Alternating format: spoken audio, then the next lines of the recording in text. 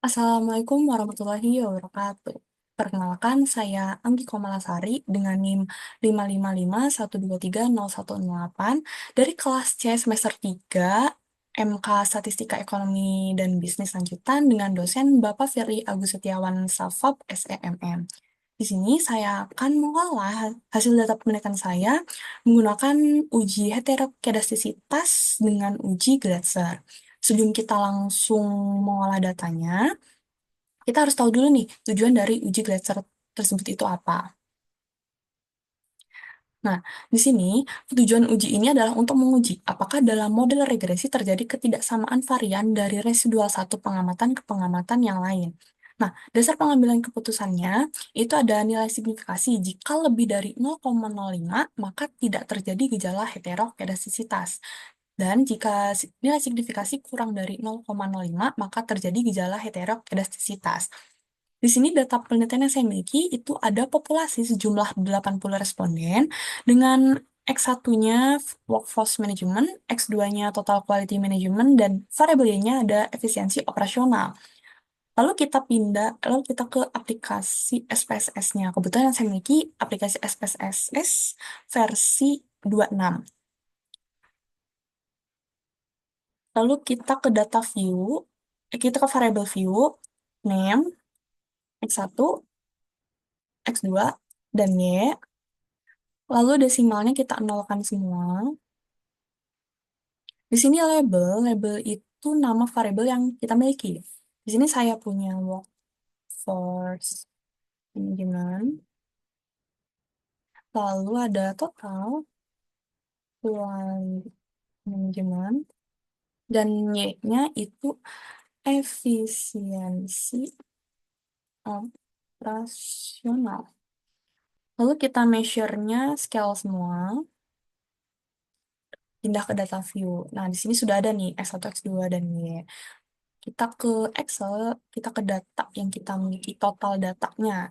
Total data dari X1, X2, dan variabelnya. Nah, ini kita copy semua. Aduh, copy. Pindah ke data view. Kita paste. Nah, cek nih, apakah sudah betul 80 responden. Betul. Lalu kita ke analyze, regression, linear. Nah, di sini workforce management dan total quality management itu masuk ke independent. Kita pindahkan. Lalu efisiensi operasionalnya kita pindahkan ke dependent. Nah, di sini bagian statistik dan plot kita tidak usah apa-apakan, biarkan saja. Lalu ke save, kita centang bagian unstandardized-nya. Centang, continue, oke. Sudah muncul output-nya, kita biarkan saja, kita minimize saja. Ini sudah muncul nih, data res satunya. Lalu selanjutnya pindah ke transform, lalu compute variable paling atas. Nah, di sini target variabelnya kita ketik ABS underscore res.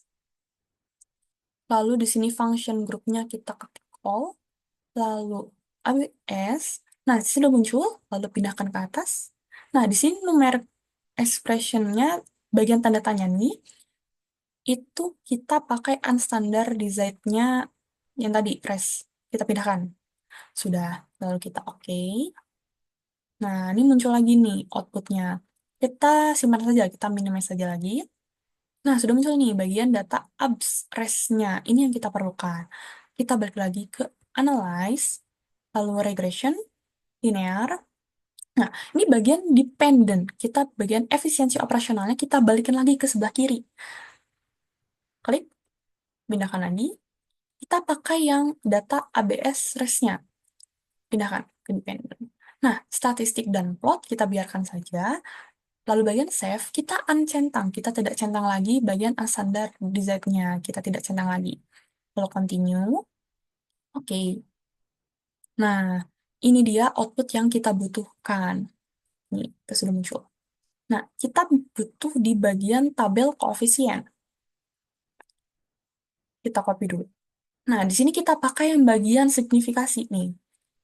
Ini workforce management menunjukkan angka 0,299, lalu total quality management-nya menunjukkan angka 0,232. Nah, agar gampang, kita pindahkan lagi ke hasil pengolahan. Saya paste dulu tadi. Mm-mm. Saya paste dulu nih, biar gampang aja ya. Ini nilai signifikasi X1-nya nih, yang 299 dan 232.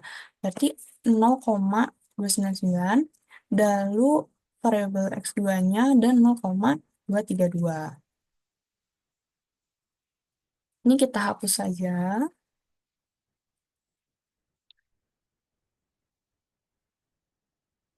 Kita lihat lagi di dasar pengambilan keputusannya. Nah, kan kalau nilai signifikasinya lebih dari 0,05, maka tidak terjadi gejala heterokedastisitas. Kita lihat, betul. Di sini lebih besar dari 0,05, maka tidak terjadi heterokedastisitas. Lalu variabel kedua, variabel X2-nya juga, di sini nilai signifikasinya ada 0,232, berarti lebih besar dari 0,05, berarti tidak terjadi gejala heterokedastisitas. Nah, berdasarkan hasil uji Gletser data tadi, menunjukkan bahwa tidak adanya gejala heterokedastisitas di antar variabel-variabel tersebut. Nah, dengan demikian, model regresi ini memenuhi asumsi homokedastisitas. Regresi yang baik adalah homokedastisitas. Hal ini membuat kondisi yang ideal karena menghasilkan estimasi parameter yang blue. Blue itu Best Linear Unbiased Estimator, efisien, tidak bias, dan dapat diandalkan untuk melakukan prediksi atau pengambilan keputusan.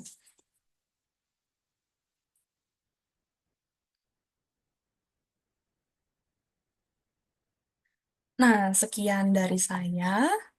Wassalamualaikum warahmatullahi wabarakatuh.